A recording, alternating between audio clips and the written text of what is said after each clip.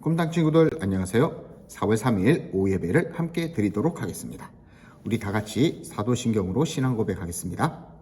전능하사 천지를 만드신 하나님 아버지를 내가 믿사오며 그 외아들 우리 주 예수 그리스도를 믿사오니 이는 성령으로 잉태하사 동정녀 마리아에게 나시고 본디오 빌라도에게 고난을 받으사 십자가에 못 박혀 죽으시고 장사한 지 사흘 만에 죽은 자 가운데서 다시 살아나시며 하늘에 오르사 전능하신 하나님 우편에 앉아 계시다가 저리로서 산자와 죽은 자를 심판하러 오시리라. 성령을 믿사오며 거룩한 공예와 성도가 서로 교통하는 것과 죄를 사하여 주시는 것과 몸이 다시 사는 것과 영원히 사는 것을 믿사옵나이다. 아멘. 오늘 우리에게 주신 하나님의 말씀은 빌립보서 1장 3절에서 6절 그리고 12절에서 14절 말씀입니다. 빌립보서 1장 3절에서 6절 12절에서 14절 말씀입니다. 목사님과 함께 읽도록 하겠습니다. 시작. 내가 너희를 생각할 때마다 나의 하나님께 감사하며 간구할 때마다 너희 무리를 위하여 기쁨으로 항상 간구함은 너희가 첫날부터 이제까지 복음을 위한 일에 참여하고 있기 때문이라. 너희 안에서 착한 일을 시작하신 이가 그리스도 예수의 날까지 이루실 줄을 우리는 확신하노라. 형제들아, 내가 당한 일이 도리어 복음 전파의 진전이 된 줄을 너희가 알기를 원하노라.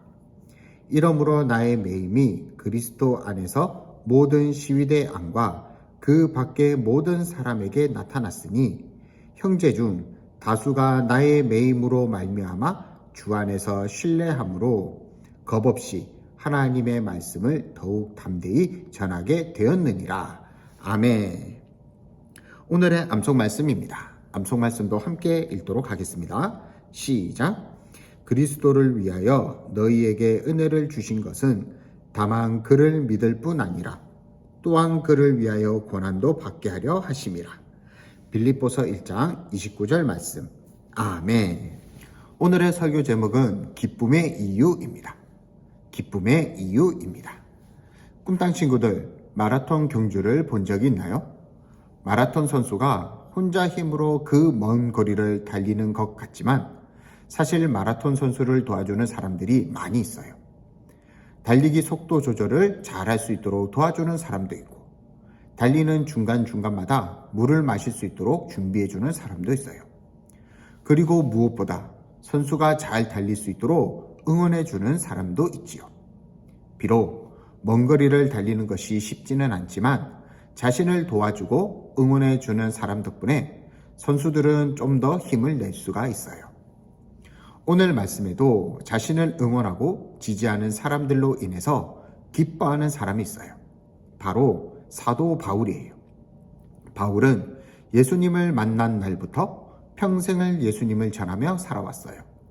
복음을 전하고 전하다가 결국 로마에서는 군인이 지키는 집에 갇힌 신세가 되었지요.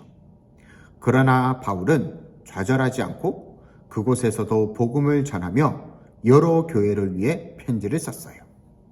오늘 우리가 읽은 말씀도 바울이 로마에서 갇혀 지내던 시절 빌립보 교회에 보낸 편지랍니다. 빌립보 교회는 유럽 지역에 세워진 첫 번째 교회예요. 바울이 두 번째 여행을 하던 때 세운 교회 곳이지요. 이곳에선 예수님과 복음에 대해 아는 사람이 거의 없었어요. 그러나 복음을 받아들이고 예수님을 믿은 이후로 그 지역보다 복음을 위해 힘썼던 교회가 바로 빌립보 교회예요. 빌립보 교회는 예루살렘 교회가 흉년이 들었을 때 연보를 모아 어려운 교회를 기쁜 마음으로 도왔고 전도 여행을 하는 바울을 위해 바울이 쓸 것을 모아 보내기도 했어요. 심지어 바울이 갇히는 신세가 되자 믿을 만한 일꾼인 에바브로디도를 로마에 보내어 바울을 돌보도록 했어요. 그래서 바울은 나는 여러분을 생각할 때마다 나의 하나님께 감사를 드립니다.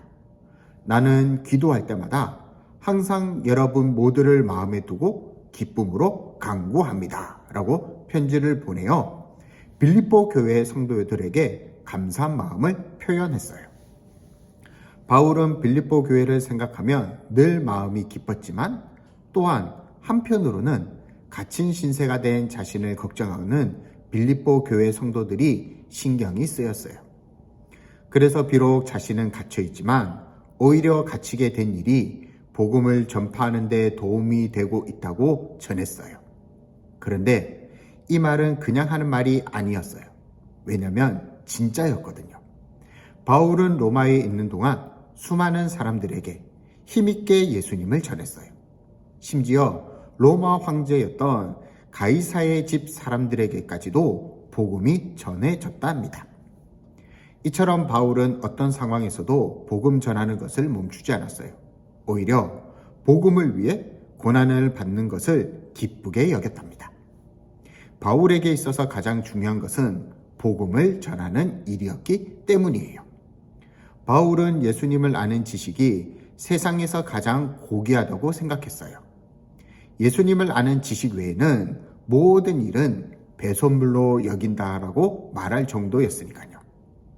이러한 바울의 편지를 받은 빌립보 교회 성도들은 어땠을까요? 고난 속에서도 언제나 용기 있고 힘있게 복음을 전하는 바울을 보며 안심이 되기도 하고 용기를 얻었을 거예요. 언제 어디서나 복음을 전해야 하는구나. 바울은 복음을 위해서라면 고난도 기쁘게 여기는 분이시구나. 우리도 복음을 위해 고난도 기쁘게 여겨야지. 어떤 어려움이 와도 복음 전하는 것을 멈추지 말아야지라고 빌립보 교회 성도들은 생각했어요. 꿈땅 친구들, 오늘 말씀을 들으면 어떤 생각이 드나요? 바울의 이야기를 들으며 나도 복음을 전하는 것을 기쁘게 여겨야지. 어떤 상황에서도 복음 전하는 것을 멈추지 말아야지 라는 생각이 드나요? 바울처럼 예수님을 아는 지식을 가장 소중한 것으로 여기고 복음을 위해서라면 고난도 기뻐할 수 있는 성숙한 예수님의 사람으로 자라나는 우리 꿈땅 친구들이 되길 바랍니다. 기도하겠습니다. 사랑의 하나님 감사합니다. 오늘 말씀을 통해 기쁨의 이유가 무엇인지 알게 해주심에 감사합니다. 사도 바울이 복음을 위해 많은 것을 했던 것처럼 그리고 갇혔을 때에도 복음 전하는 것이 기뻐했던 것을 우리가 말씀을 통해 배웠습니다. 이런 상황에서도 복음을 위해서라면 고난도 기쁘게 여기는 바울처럼 우리 꿈땅 친구들도 예수님을 아는 지식을 소중히 여기며 복음을 위해서라면 고난도 기쁘게 여기는 우리 친구들이 되어 어디에서든지 복음을 전하는 친구들이 되게 해주세요. 이번 한 주도 하나님과 함께 해주실 줄 믿사옵고 예수님의 이름으로 기도합니다. 아멘. 우리 다 함께 주기도문으로 예배를 마치겠습니다. 하늘에 계신 우리 아버지여, 이름이 거룩히 여김을 받으시오며 나라의 임하옵시며 뜻이 하늘에서 이룬 것 같이 땅에서도 이루어지이다. 오늘날 우리에게 일용할 양식을 주옵시고 우리가 우리에게 죄 지은 자를 사하여 준 것 같이 우리 죄를 사하여 주옵시고 우리를 시험에 들게 하지 마옵시고 다만 악에서 구하옵소서. 대개의 나라와 권세와 영광이 아버지께 영원히 있사옵나이다. 아멘. 오늘도 복습 문제가 있습니다. 오늘의 설교 제목은 무엇인가요? 유럽 지역에 세워진 첫 번째 교회의 이름은 무엇인가요? 바울은 무엇을 위해서라면 고난도 기쁘게 생각했나요? 오늘도 정답을 댓글에 달아주세요. 그럼 다음 주에 만나요. 안녕.